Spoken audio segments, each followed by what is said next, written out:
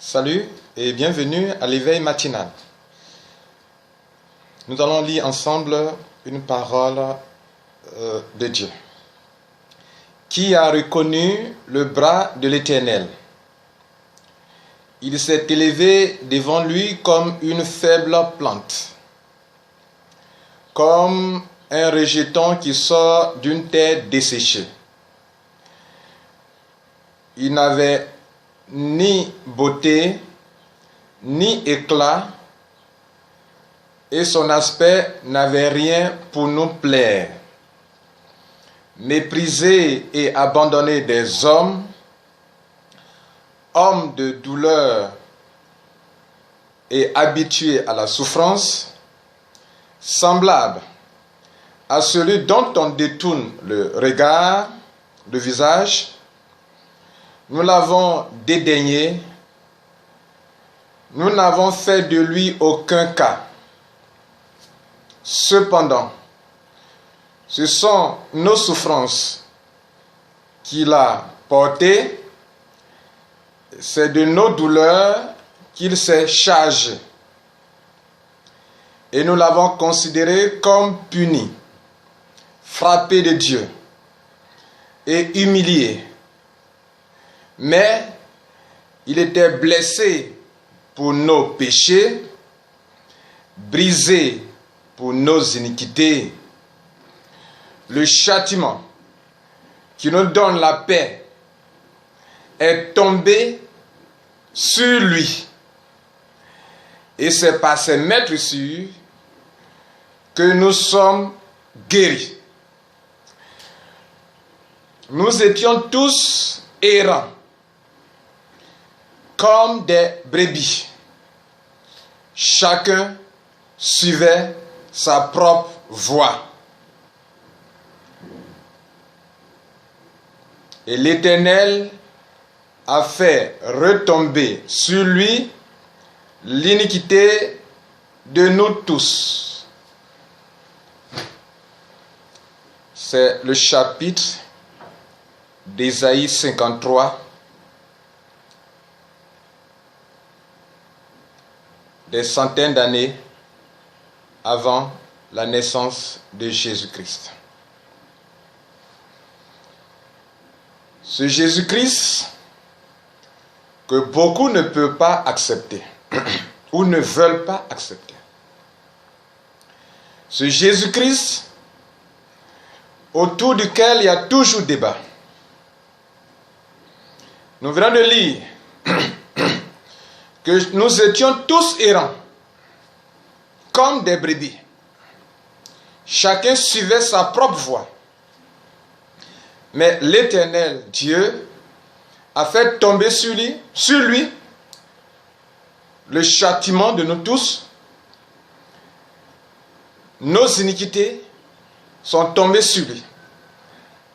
Des centaines d'années avant, Ésaïe a prophétisé au sujet de Jésus-Christ. Des centaines d'années avant, où on faisait encore des sacrifices d'animaux. On sacrifiait les animaux pour demander à Dieu le pardon de ses péchés. Il est écrit, sans effusion de sang, il n'y a pas de pardon pour les péchés. À cette époque, Dieu va tester l'amour d'Abraham pour lui. Depuis de longues années, Abraham a cherché un fils. Le fils qui allait être de sa postérité. Un fils, c'est un fils. Il est cher pour un homme. Et Dieu plus tard lui donne un fils. Et ce seul fils, plus tard, Dieu le réclame. Son fils unique, Dieu le réclame. Dieu le réclame. C'était l'image des choses à venir. Dieu réclame cela à Abraham, le père de plusieurs multitudes, Abraham. Toutes les religions parlent d'Abraham. Les musulmans parlent d'Abraham. Les chrétiens parlent d'Abraham. Dans presque toutes les religions, on parle d'Abraham. Abraham fut le père d'une multitude. Nous sommes de la postérité d'Abraham. Dieu va mettre Abraham en épreuve, va éprouver son amour pour lui, en lui réclamant son fils unique, son seul fils unique. Il a dit, sacrifie ton fils pour moi. Sacrifie ce qui te coûte le plus cher pour moi. Et par moment, Dieu réclame de nous la chose la plus chère pour nous, pour voir vraiment si nous l'aimons. Il réclame d'Abraham la chose la plus chère, la plus précieuse, son fils. Ce qui est sorti de lui, son fils. Ce qui sort de vous, c'est le fils, c'est votre fils. Ce qui sort de vous. Abraham était sur le point de sacrifier réellement. Il se dit, l'Éternel pourvoira. Si Dieu m'a donné et que Dieu me demande, je peux lui donner, Dieu pourvoira encore. Ça, c'est le père de la foi. Abraham était sur le point de sacrifier son fils pour honorer, pour adorer Dieu, pour élever Dieu, pour lui dire qu'il n'y a toi seul qui compte dans ma vie. Abraham était sur le point de sacrifier son fils. Dieu a crié, Abraham, arrête! Et il a fait venir un ange, lui dit d'arrêter. Regarde là dans les buissons, il a attaché un agneau, une brebis. Pourquoi Dieu lui dit d'arrêter? Parce que la seule personne, le seul être qui peut exprimer un amour plus fort, c'est Dieu lui-même. Et des centaines d'années après, quelqu'un va naître. Il a été prophétisé sur lui depuis de longues années que il est venu parmi nous et son aspect n'avait rien pour nous plaire. Il était simple. Et cependant, nos péchés, nos souffrances, le châtiment, la punition, qui nous donne la paix, qui nous donne la délivrance, qui donne le pardon, la justification, est tombé sur lui. Le seul qui veut dire, quand Dieu dit arrête, il dit Abraham, je suis le seul être qui peut arriver à ce sacrifice suprême. Plus tard, Dieu lui-même, il sortira de Dieu lui-même un fils. Chose qui est scandaleuse pour la plupart des gens. Comment Dieu peut avoir un fils? Le fils, c'est ce qui sort de vous, sorti d'eux, ce qui sort de Dieu. Et Jésus est l'expression de l'amour de Dieu pour l'humanité. Jésus est l'expression de l'amour qui sort de Dieu, qui émane de Dieu pour l'humanité. Ça, il est écrit dans Jean 3, le verset 16. Car Dieu a tant aimé le monde qu'il donne son Fils unique, qu'il a donné son Fils unique, afin que quiconque croit en lui ne périsse point, mais qu'il ait la vie éternelle. Celui qui sort de Dieu est son Fils. Celui qui sort de vous est votre Fils. Et nous sommes la représentation matérielle des choses spirituelles. Chacun de nous, nous sommes la représentation matérielle des choses spirituelles. Nous avons un corps physique. Il y a des corps célestes. Des fils sortent de nous.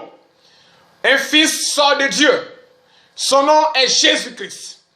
Et celui qui sort de Dieu, c'est l'expression totale de l'amour pour chacun de nous. Quelqu'un sort de Dieu. Quelqu'un sort de Dieu. Les disciples lui ont demandé, montre-nous le Père et cela nous plaira. Il dit, celui qui m'a vu a vu le Père. Je suis l'expression de l'amour. Le Père est amour. Je suis l'expression de la beauté, de la bonté. Le Père est bonté. Je suis l'expression du pardon. Le Père est l'homme du pardon, de la miséricorde. Rappelez-vous, au temps anciens, les Israélites, avec leur doctrine de œil pour œil, dent pour dent, tu voles, on te coupe la main, tu tues, on te tue, œil pour œil, dent pour dent, qui était au temps de Moïse. Et c'était l'homme des choses à venir, qu'il ne faut plus appliquer aujourd'hui. Les sacrifices d'animaux. À l'époque, Dieu avait fait une alliance avec l'humanité, en passant par ses prophètes, en passant par ses serviteurs. Il y avait ce qu'on appelle l'ancienne alliance, où c'est par le sang des agneaux, le sang des brebis, le sang des moutons, qu'il fallait réclamer le pardon de ses péchés.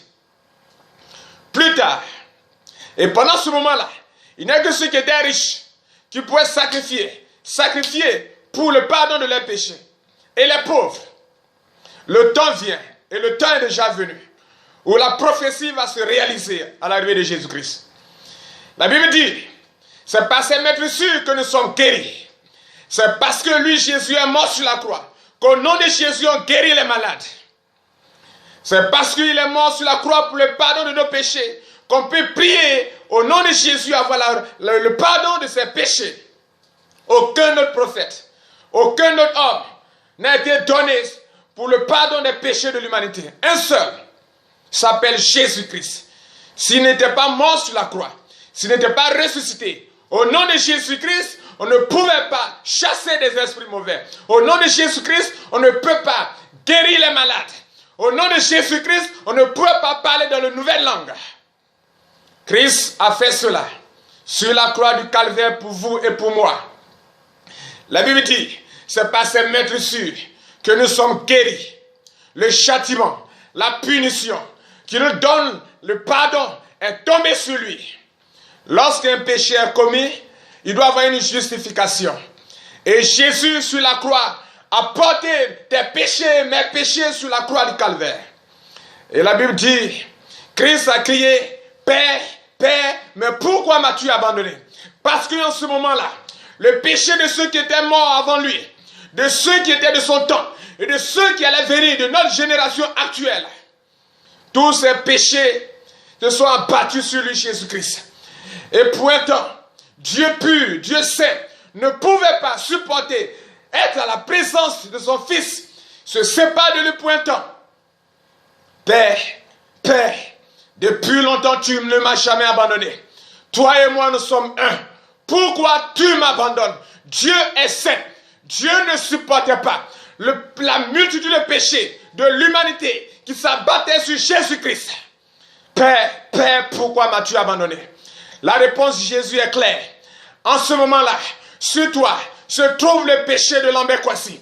En ce moment-là, sur toi se trouve le péché de tous ceux qui regardent cette vidéo. En ce moment-là, sur toi se trouve le péché des millions de personnes qui sont mortes avant toi. En ce moment-là, tu portes le péché de l'humanité comme tu as décidé de le faire. C'est pourquoi la Bible dit, Jésus dit, Père, je dois descendre pour mourir pour l'humanité. Parce que ta justification demande un sacrifice. Il faut que quelqu'un meure. Sans effusion de sang, il n'y a pas de pardon pour le péché. Et par le péché, pas le sang d'un bouc, pas le sang d'un animal, mais le sang de celui qui sera comme un homme. Il fallait faire deux choses. Non seulement venir sur cette terre pour être le deuxième Adam.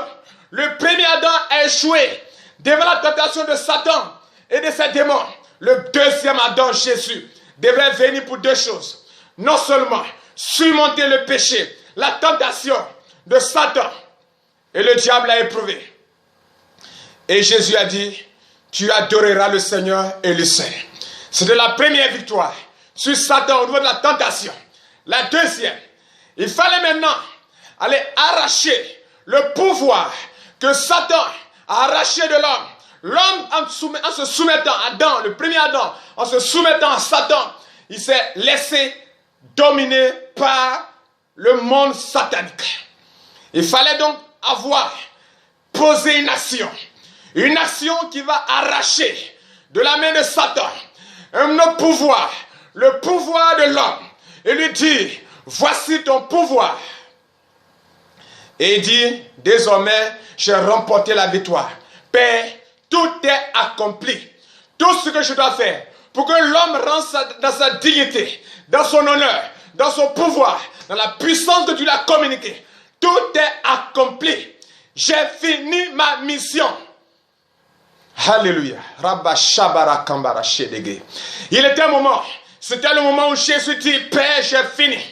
J'ai fini mon travail. Il va monter au Père. Et il dit, laissez-moi monter. Je ferai survenir sur vous une puissance. Le Saint-Esprit surviendra sur vous. Vous serez mes témoins dans la Judée, dans la Samarie, en Côte d'Ivoire, au Togo, au Mali, au Burkina Faso, au Sénégal. Tous les êtres humains doivent être adorateurs du vrai Dieu. Pas le Dieu qu'on adore avec des moutons. Pas le Dieu avec on sacrifie des poulets. Le vrai Dieu, il s'est fait chair. Il s'est fait chair. Il a fait couler son sang sur la croix du calvaire. Afin que l'humanité qui vient dans ses péchés, dit Dieu, j'ai péché au nom de Jésus. Au nom de celui qui est mort sur la croix. Pardonne-moi de mes péchés. Et le seul que Dieu reconnaît, c'est lui qui est saint et pur, qui n'a jamais péché. C'est lui qui est le rédempteur de l'humanité. C'est le seul qui est digne de porter tes péchés et d'être purifié parce que Jésus a porté ton péché. C'est le seul que Dieu reconnaît. Aucun prophète, quelle que soit sa puissance, quels que soient tes miracles, n'est jamais monté sur la croix pour mourir pour les autres. Il n'y a que celui qui est saint, juste, qui peut mourir pour les autres, qui peut prendre la place des autres. Une personne a volé. On doit la mettre en prison. Un rédempteur se présente. Je veux prendre sa place. Mettez-moi en prison et libérez-le. Le juge va vérifier pour voir si lui-même il est parfait, s'il n'y a pas de condamnation à son sujet. Jésus descend sur la terre. Dieu s'est fait chair. Dieu s'est fait chair. Celui qui sort de Dieu, l'amour de Dieu. Dieu a tant aimé le monde qu'il donne. Quand on aime, on donne. Le sacrifice d'un mouton ne vous sauvera pas.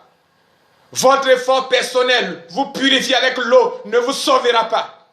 Vous purifier avec quoi que ce soit, ne vous purifiera pas, ne vous sauvera pas. Le seul, dans le monde spirituel, qui a posé une action suprême, s'appelle Jésus-Christ. La Bible dit, il s'est humilié lui-même. Il s'est humilié lui-même jusqu'à la croix, jusqu'à la mort de la croix. C'est pourquoi Dieu l'a souverainement élevé, afin qu'au nom de Jésus, tout genou fléchisse, toute langue confesse que Jésus est Seigneur. Plusieurs sont venus en leur propre nom. Christ est venu au nom du Père. Il a dit, celui qui m'a vu a vu le Père. Vous ferez les œuvres que j'ai faites. Vous en ferez de plus grandes, parce que je m'en vais au Père. Il s'appelle Jésus-Christ. En son nom, les paralytiques marchent. En son nom, les opprimés sont libérés. Par la parole, il libère les hommes. Par la puissance de son nom a été souverainement élevé, placé à une position supérieure. Et la Bible dit, au temps venu, Jésus va remettre le pouvoir à Dieu. Parce qu'en ce moment, nous vivons le moment de la grâce. Le moment où la repentance est en Jésus-Christ. Le pardon des péchés c'est en Jésus-Christ. Le pouvoir, la puissance a été confiée à Jésus-Christ. Et l'humanité a besoin de ce Jésus-Christ. Toi qui m'écoutes, tu as besoin de ce Jésus-Christ. Il est écrit dans la parole ceci, que je lis.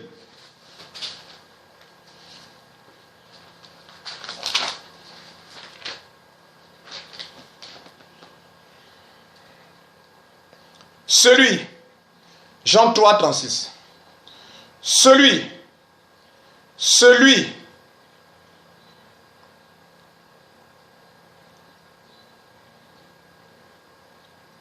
qui croit au Fils, celui qui croit au Fils a la vie éternelle. Celui qui ne croit pas au Fils ne verra point la vie, mais la colère de Dieu repose sur lui. Dieu sacrifie son Fils. Son amour a été exprimé sur la croix. En fait, c'est l'amour de Dieu qui a été exprimé sur la croix pour toi. Tu ne peux pas te sauver toi-même. Tu ne peux pas te sauver avec l'eau que tu prends pour te laver. Tu ne peux pas te sanctifier. Il y a ton esprit, ton âme qui va bientôt sortir de ton corps. C'est lui qui rend témoignage de toi. C'est ton âme et non pas ton corps physique. Ton âme a été marquée par le péché. Et cette âme, il n'y a que l'œuvre de Jésus, l'œuvre expiatoire du péché sur la croix. C'est ce sang de Jésus qui a coulé, qui est capable de purifier ton âme. Pourquoi les gens cherchent à faire les sacrifices des enfants? Parce que dans le sang se trouve un pouvoir. Et Christ a utilisé le pouvoir qui est dans son sang pour purifier ton âme. Mais à toi d'accepter Jésus comme ton Seigneur et ton Sauveur. Là où tu te trouves, tu peux fléchir chez nous. Tu dis, Père, par cette parole, je viens de me rendre compte que ce n'est pas le sang des moutons qui va me sanctifier. Ce n'est pas un marabout qui me sanctifiera. Ce n'est pas par mes propres efforts personnels qui peut me sanctifier. Il n'y a qu'un seul chemin. Il est le chemin. Il est la vérité. Il est la vie. Nul ne peut monter au Père que par celui qui est mort sur la croix pour nos péchés. Il s'appelle Jésus-Christ. Il est le seul unique qui est mort sur la croix. Et il est parti. Et ce qui a été dit en son nom, qu'on fera ceci, on fera cela, cela se fait. Ça veut dire que tu ne peux pas faire des miracles au nom de ton prophète. Mais nous en faisons au nom de Jésus-Christ. C'est le témoignage vivant que ce qui a été fait, le